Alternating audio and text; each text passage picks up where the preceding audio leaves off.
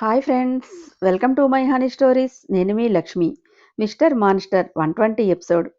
ఏమత్తు ఖర్చు బేబీ అని అమాయకంగా మొహం పెట్టాడు జై. బేబీ చేతిలో బుక్ అయ్యావు పో అంటూ నవ్వి మాయమైపోయాడు సోల్గాడు. ఇదేంటి ఇలా దొరికిపోయాను, మామ పేపర్ లీక్ చేసేసావా అనుకుని హిహిహి అంటూ పెదవులు సాగేసి ఇకిలించి, నీకేదో బ్యాడ్ డ్రీమ్ వచ్చినట్టుందిరా అంతే అని నైస్గా పక్కన చేరాడు. ఖాళీ గ్లాస్ ఇచ్చి నేను కల కన్నాను అంటావు అంతేనా అని ఉరిమింది. పాల మీసాల్ని నాలుకతో లిక్చేసి, అమ్మోరిలా జడిపించకే, పసోడిని భయపడతాను, జుట్టు పట్టుకుని లాగుతూ డ్రామాస్ చేసి చంపేస్తాను జై. ముందు వచ్చినప్పుడు నేను డ్రీమ్ అనుకున్నాను, బట్ నేనంత డీప్ స్లీప్లోకి ఎలా వెళ్ళానా అని నాకెక్కడో కొట్టేసింది.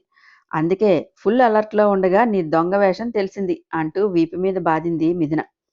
ఇది దొంగాట, నేను ఒప్పుకోను. నన్నే చీట్ చేస్తావా? మెలకువగా ఉండి మత్తులో ఉన్నట్టు బిల్డప్ ఇచ్చి నా ఫీలింగ్స్తో ఆడుకుంటావా? దీనికి నీకు పనిష్మెంట్ ఇవ్వాల్సిందే అమ్మాయి. ఏంటి నకరాలు దుబ్బుతున్నావు? చేసింది ఎదవ పని, పైగా ఎదురాడతావే అంటూ కోపంగా చూసింది మిథున. బ్లాంకెట్లోకి దూరుతూ, నేనేం చేసినా నీ మీద ప్రేమతోనే పిచ్చి అంటూ ముద్దులు పెట్టాడు. ఇవే మరీ కితకితలంటే, నా ఇష్టం లేకుండా నా పక్కకి ఎలా వస్తావు? నీ మనసులోకే వచ్చాను, ఇక పక్కకి రావడానికి నాకెందుకే అనుమతి, నా రాజహంస అంటూ పెదవుల మీద ముద్దు పెట్టాడు. నెక్స్ట్ డే నిన్ను చంపేయాలన్నంత కసి వచ్చింది తెలుసా? మరెందుకు ఆగేవే, నీకు ఫుల్ రైట్స్ ఇచ్చాగా అంటూ కళ్ళెగరేశాడు. నీ మనసు నచ్చింది, అందుకే ఆగాను. నేనెంత అడ్వాన్స్ అయినా లైన్ క్రాస్ చేయకుండా నేను ఇష్టంగా ఇచ్చినప్పుడే తీసుకుంటానన్నావు చూడు, అందుకు నచ్చావు. అవునరా, మత్తులో చేస్తే శరీరాల సలపరం తీరుతుంది, మనసు ఎలా నిండుతుంది చెప్పు? ఇప్పుడు నా మనసు నిండింది, అందుకే నన్ను నేను కంట్రోల్ చేసుకున్నాను అంటూ మీదకి లాక్కొని, మాటలతో టైం వేస్ట్ చేయకూడదురా అంటూ నాలికతో చెక్కిళ్ళ మీద రాస్తూ చేతులకు పని చెప్పాడు. మలి సంగమానికి రెడీ అవుతూ ఇష్టంగా జై చేతుల్లోకి చేరిపోయి పెదవులు అందుకుంది మిథున కూడా. తన నెచ్చిలి అందించే అదరామృతాన్ని ఇష్టంగా అందుకుంటూనే గాఢంగా పెనవేశాడు జై. మూనింగ్ సౌండ్ చేస్తూ ఇష్టసకుడు అందించే రసామృతాన్ని అందుకుంది. ఇద్దరి నాలుకలు పెనవేసి తన శ్వాసని ఆమె శ్వాసలో కలిపాడు. ముద్దుల కోలాటం 15 నిమిషాలు సాగించి ఓపలేని తీపి బాధతో పెదవుల్ని బయట చేశాడు. చిన్నగా సౌండ్ చేసింది. నెమ్మదిగా వదిలి బ్లడ్ చిమ్ముతుండగా తన పెదవులతో నెమ్మదిగా లిక్ చేసి నవ్వాడు. వేలుతో కింద పెదవిని ఒత్తుకుని అందంగా నవ్వేస్తూ గాఢంగా హత్తుకుంది. కంఠం మీద మెడ మీద ముద్దులు పెడుతూనే ఆమెలో ఐక్యం అవ్వడానికి సిద్ధమైపోయాడు. నెమ్మదిగా ఆమెలో కలుస్తూ చెవిలో గుసగుసలాడాడు. తన చేతి గోళ్ళని జై వీపులోకి దింపేస్తూ తీయని బాధని పెదవంచున దాచింది. సుఖం యొక్క మాధుర్యానికి మెల్టవుతూనే జైలో మమేకమైంది. ప్రకృతి పురుషుడు కలయిక సృష్టిధర్మాన్ని పాటిస్తూ తన ప్రేమను కురిపించాడు. ఆమె మోములో కదలాడే భావాలను చూస్తూ తనకు నచ్చే విధంగా ఎక్కువ కష్టపెట్టకుండానే ఐక్యమవుతూ మల్లెచెండులా ఉన్న ఆమె దేహాన్ని లాలిస్తూనే పాలించాడు. పందిరిని అల్లే మల్లెతీగలా అల్లుకుపోయిందతన్ని. వలపుల సరాగాలు పలికిస్తూ ప్రణయపు ఝరణి అందిస్తూనే మదనుడికే సవాల్ విసిరాడు జై. తీయని ముద్దులు పెడుతూనే హా అంటూ మత్తుగా మూలిగింది. చిరుముద్దులు అదుతూ ఆపేయనా అని అడిగాడు నెమ్మదిగా. ఊహూ అంటూ సిగ్గుపడుతూనే మొహం తిప్పింది. ఏ మిథు, ఇటు చూడరా, చెప్పానా మనం ఇద్దరం వేరు కాదని? ఇంకా సిగ్గేంటి చెప్పు అని ముద్దు పెట్టుకొని, నిన్ను మెప్పించే బాధ్యత నాదిరా, నీ మొగుడు స్టామినా ఏంటో చూస్తావుగా అంటూ నవ్వాడు. అందమైన దరహాసం చిందిస్తూనే, నాకు తెలుసు తమరి స్టామినా అంది. ఏంటి ఒకసారికే అని నవ్వి, ప్రతి రేయి మొదటి రేయే మనకు ఇక రోజు అంటూ హస్కీగా అన్నాడు. నేను సిద్ధమే, నీ ఇష్టమే నా ఇష్టం అంది నవ్వుతూనే. థ్యాంక్స్ బేబీ అంటూ శృంగార సాగరాన్ని మదించి సుఖాల తీరం చేరారు. వేడి ఊరువులు బలమైన నిట్టూర్పులతో ఆ రూమ్ అంతా వేడెక్కిపోయింది. మంచం మీద జాజులు మత్తుగా మూలిగాయి. ఇద్దరిలో అంతులేని సంతృప్తి. వలచిన చలితో వలచిన సఖీతో శృంగారం అంత రంజుగా ఉంటుందని ఇన్నాళ్ల తన శరీర కోరిక తీరటం వరకు మాత్రమే అనుభవించాడు. ఫస్ట్ టైం అసలైన రసమయ శృంగారం అంటే ఏంటో తెలిసింది. భావప్రాప్తి కలిగేది మనసైన నెచ్చిల దగ్గర మాత్రమే దొరుకుతుందని గ్రహించాడు జై. మిథున అంటే మరింత ప్రేమ పెరిగిపోయింది. గాఢంగా హత్తుకున్నాడు. గువ్వలా ఒదిగిపోయి షర్ట్ మీద కిస్ చేసింది.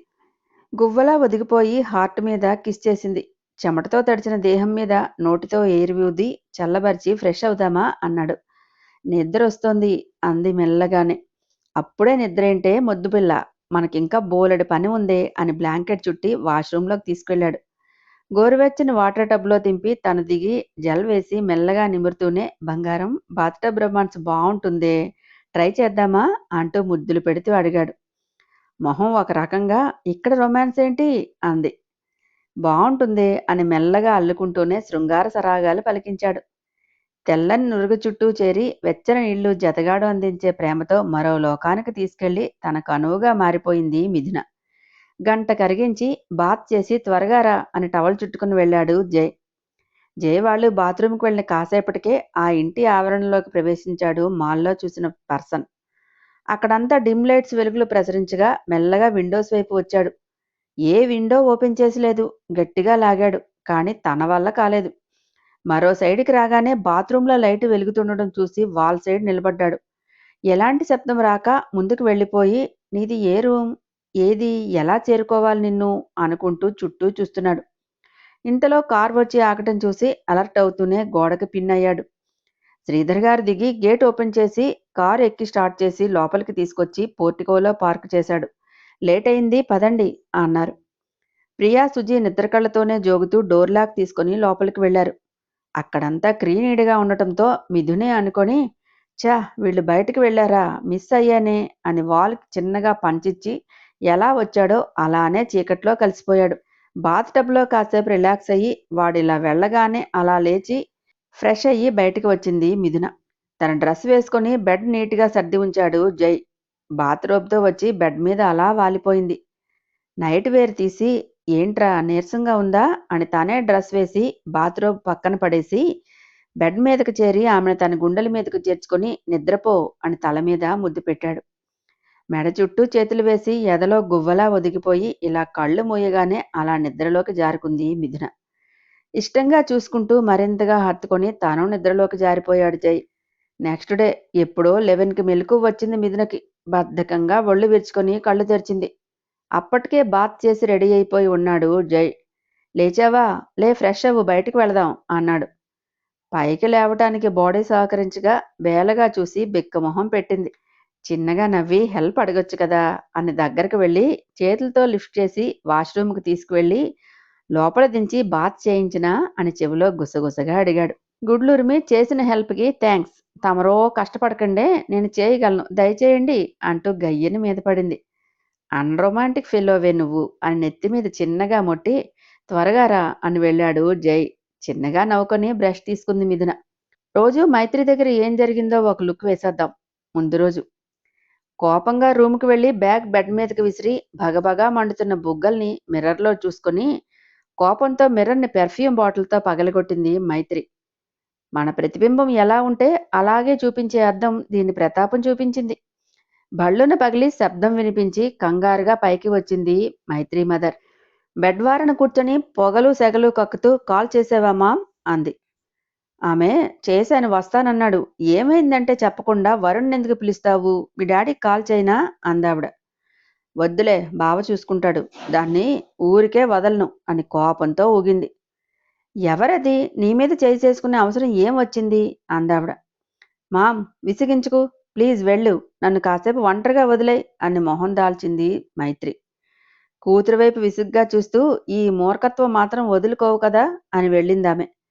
బెడ్కి అడ్డంగా పడుకుని పైన సీలింగ్ కేసు చూస్తూ మిథునను దగ్గరికి లాక్కొని తను భార్య అని జై చెప్పిందే కళ్ళ ముందు కదలాడి కుతకుత కుక్కర్లో రైస్లా ఉడికిపోతూనే, నీకు మ్యారేజ్ అయిందని చెబుతుంటే నా నుండి తప్పించుకోడానికి అలా అన్నావని అనుకున్నాను. బట్ అది నిజంగా నీ వైఫ్ అని అస్సలు ఎక్స్పెక్ట్ చేయలేదు నేను. నీ వైఫ్ అయితే ఒక నార్మల్ ఎంప్లాయీలా జాబ్లో ఎందుకు చేరింది? మీరిద్దరూ అన్నోన్ పర్సన్స్లా ఎందుకు బిహేవ్ చేస్తున్నారు? ఎక్కడో తెలుగునాడు నుండి ఇక్కడికి ఎందుకు వచ్చారు?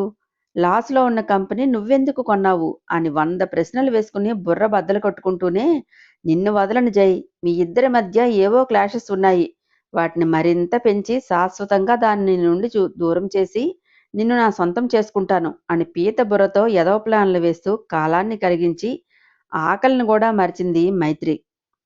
ఈవినింగ్ వచ్చాడు వరుణ్ రాథోడ్. అప్పటికే మైత్రి ఫాదర్ ఆఫీస్ నుంచి వచ్చున్నాడు. వస్తూనే, ఏంటి మామ రమ్మని కాల్ చేశారు, మైత్రి ఏది అని అడిగాడు రాథోడ్. రూమ్లో ఉందని, ఆఫీసులో చిన్న ఇష్యూ అంట, దానికే కంగారు పడి నిన్ను రమ్మంది అంతే అన్నాడు. చిన్న ఇష్యూ కాదు డాడ్, అది నా మీద చేయి చేసుకుంది అని అరిచింది మైత్రి. దీనికి లెఫ్ట్ అండ్ రైట్ వాచిన బుద్ధి రాలేదు, అరుస్తోంది అంది తల్లి. సర్రున లక్ష్మీ బాంబులా లేచి, నీ మీద చెయ్యి వేసిందెవరు అని కంట్లో ఎర్రజీర తేలేలా కోపంగా అడిగాడు రాథోడ్. బేబీ, నేను మాట్లాడతానన్నాను కదా, ఇంకా ఎందుకీ రచ్చ అని విసుక్కున్నాడు. నో డాడ్, ఆ డర్టీ విచ్ నన్ను అంత అవమానిస్తే మాట్లాడి సార్ట్అవుట్ చేసుకుంటే రేపు ఈ బెంగళూరు సిటీలో మనమంటే కాగితాలేరుకునే బెగ్గర్ కూడా కేర్ చేయడు. బావా, నువ్వేం చేస్తావో నాకు తెలియదు. నన్ను ఇంత అవమానించిన దాన్ని రెట్టింపు అవమానపడేలా చేయాలి. చంపేసినా ఓకే అని బుసలు కొట్టింది మైత్రి. ఇదే వాగుడు జై ముందు వాగితే వధ అని తెలియదు పాపం. నాకు చెప్పావు కదా, నేను చూసుకుంటాను, దాని పిక్ ఉందా అని సీరియస్గా అడిగాడు. నో, బట్ అది ఆఫీస్లో చేస్తోంది, ఫ్రెండ్స్కి కాల్ చేసి పిక్ సెండ్ చేయమంటాను అంది మైత్రి. ఓకే, మార్నింగ్ పంపించు అని చెప్పి లేచాడు వెళ్ళటానికి. కాఫీ తీసుకొచ్చి డిన్నర్ చేసి వెళ్దువు గాని వరుణ్ అంది మైత్రి మదర్. నో అత్త, వర్క్ ఉంది అని కాఫీ తాగి బాయ్ అని వెళ్ళిపోయాడు రాథోడ్. ఏం జరిగిందని అడిగి ఉంటే తెలుసును భామామణి విన్యాసాలు. బట్ తన వాళ్ల మీద చేయి వేసింది అనగానే రోషం పొడుచుకు వచ్చింది బాబుకి. బేబీ, నీది టూ మచ్ బిహేవియర్. మ్యారేజ్ అయిందని తెలిసాక కూడా ఈ పంతం ఏంటి అని చిరాకు పడ్డాడు మైత్రి ఫాదర్. డాడ్, నువ్వేం చెప్పినా వినను, ఐ వాంట్ జై అని కొంప ఎగిరేలా గీపెట్టింది ఆ పిల్ల. తన బాస్ మోనా ముందు అంతలా అవమానించేసరికి చాలా హర్ట్ అయ్యాడు రాబర్ట్ పిఏ. మోనా మీద విపరీతమైన ద్వేషంతో రగిలిపోతూ అటూ ఇటూ తిరుగుతున్నాడు. మోనాకి ఎలా చెక్ పెట్టాలా అని ఆలోచిస్తున్నాడు. లోకల్ వాడు ఇన్స్టా రీల్స్ చూస్తూ పక్కవాడితో, అరే ఈ రీల్ చూడు, ఇది ఎవరితో తన మొగుడిని మిస్సింగ్ అని ఆచూకీ చెప్తే మంచి గిఫ్ట్ ఉందని ఎలా ఊరిస్తూ రీల్ చేసి పెట్టిందో. ఇంతకీ వాడి ఇంట్లోనే ఉన్నాడ్రా, ఫేక్ వీడియో చేసింది లైక్స్ కోసం. యాక్షన్ చూడరా బాబు, సినిమా వాళ్ళకంటే బాగా నటించేస్తున్నారు అంటూ ఎద్దేవా చేశాడు. అది విని అతన్ని పిలిచాడు పిఏ. కంగారుగా వచ్చి ఎస్ సార్ అని వినయంగా అడిగాడు వాడు. ఏది ఆ రీల్ చూపించు అన్నాడు. తన చేతిలో ఉన్న ఫోన్ ఆన్ చేసి స్క్రీన్ మీద ఉన్న రీల్ చూపించాడు అతను. అదంతా తన బుర్రలో ఏదో ఐడియా పాస్ అయ్యి నవ్వు మొహంతో థ్యాంక్స్ రా అని భుజం తట్టి పాకెట్ నుండి కొన్ని నోట్స్ తీసుకొని తన రూమ్కి వెళ్ళాడు పిఏ. చేతిలో పెట్టిన నోట్ల వైపు అయోమయంగా చూసి బుర్ర బరుక్కున్నాడు వాడు. ఏదో రీల్ చూసి తనకెందుకు థ్యాంక్స్ చెప్పి మనీ ఇచ్చాడో అర్థం కాలేదు వాడికి. సోషల్ మీడియాలో హల్చల్ చేస్తోంది, మిస్సింగ్ మిస్సింగ్, మిస్టర్ సారథి గారి ఫ్యామిలీ అంతా మిస్సింగ్. కొద్ది కాలంగా ఈ ఫ్యామిలీలో ఎవరూ కనిపించడం లేదు. మిస్టర్ జయదేవ్ తన వైఫ్తో క్లాషెస్ రావడంతో ఇద్దరు డైవర్స్కి అప్లై చేశారని తెలిసింది. మేము వారిని కలవడానికి ప్రయత్నించగా ఇంటి దగ్గర సెక్యూరిటీ చెప్పారు అందరూ ఎక్కడికో వెళ్లారని, ఇంట్లో లేరని. అంటే నిజంగానే మిస్టర్ జయదేవ్ తన వైఫ్తో విడిపోయారా? ఎక్కడికి వెళ్లారు? ఏమైపోయారు? శారద గారి బిజినెస్ వదిలేసి మరీ వెళ్లేంత ఏం జరిగింది అని చాంతాడంత స్టోరీ చదివాడు యాంకర్. ఆ న్యూస్ చూసి బిజినెస్ సర్కిల్లో కలకలం చెలరేగింది. శారద గారు లేకపోవటం ఏంటి అని ఆరాలు లాగటం మొదలుపెట్టారు అంతా. న్యూస్ చూసిన రాబర్ట్ బిగ్గరగా నవ్వుతూ వెల్ డన్, గుడ్ వర్క్ అంటూ పియ్యేని మెచ్చుకొని ఇప్పుడు బయటకు వస్తారు ఎక్కడున్నా. ఇంత బ్రిలియంట్ బ్రెయిన్ ఉండగా ఇన్నాళ్ళు ఎందుకు టైం వేస్ట్ చేశావు అని అడిగింది మోన. ఆమెకు సమాధానం చెప్పడం కూడా తనకు ఇష్టం లేనట్టు థ్యాంక్ యూ బాస్ అని బయటకు వచ్చిన పిఏ క్రూయల్గా నవ్వుకున్నాడు. మొహం మండించుకుంటూ, చూసావా డియర్, నువ్వు సీరియస్ అవ్వగానే ఎలా స్పీడ్గా మూవ్ అయ్యాడో. వర్కర్స్ని పొగడకూడదు, వాళ్ళ హద్దుల్లో ఉంచాలి. ఇప్పుడు ఆయన రిలాక్స్ అవుతావు చూసావా అంటూ కైపుగా చూసింది మోన. ఆమె నడుం చుట్టూ చేతిని వేసి దగ్గరకు లాక్కొని ఓ ష్యూర్ డార్లింగ్ అని పెదవుల మీద ముద్దు పెట్టాడు రాబర్ట్. మత్తుగా మూలుగుతూనే మెడ చుట్టూ చేతులు వేసి గారాలు పోయింది మోన. పాప హెల్క్ దగ్గరవుతుంది తెలియక తెగ ఊరిపోతుంది పాపం. సోషల్ మీడియా న్యూస్ నుండి న్యూస్ ఛానల్కి షిఫ్ట్ అయింది శారద గారి మిస్సింగ్ మ్యాటర్. వీడియోలో వస్తున్న న్యూస్ని చూసి శారద గారికి ఫోన్ చేయటం మొదలుపెట్టారు బిజినెస్ దిగ్గజాలు. ఇండియా నెంబర్ అబ్రాడ్లో ఎలా వర్క్ చేస్తుంది, టెంపరల్లీ అవుట్ ఆఫ్ సర్వీస్ అని కోకిల్లా చెప్పింది వాయిస్ రికార్డర్. మీడియా కథనాలకు ఊతం ఇచ్చింది. శారద ఫోన్ వర్క్ చేయకపోవడంతో ఇంత ఉంటే చింపి చాటంత నుండి పేటంత పాకించి వాళ్ళ టీఆర్పీ రేటింగ్ పెంచుకునేందుకే సాయశక్తులా ప్రయత్నించే మీడియా అంతా సారథి ఆఫీస్ దగ్గర వాలిపోయింది. అంతా చూసినా ఇటు మిదు పేరెంట్స్ కంగారు తొక్కులు తొక్కుతూ ఫోన్లు చేయటం మొదలుపెట్టారు వారికి. హాయ్ ఫ్రెండ్స్, నా ఛానల్ నచ్చితే కనుక లైక్ చేయటం, షేర్ చేయటం, సబ్స్క్రైబ్ చేసుకోవటం మర్చిపోకండి. పక్కనే ఉన్న బెల్ ఐకాన్ని ప్రెస్ చేయండి. నెక్స్ట్ అప్డేట్ కోసం వెయిట్ చేస్తూ ఉండండి.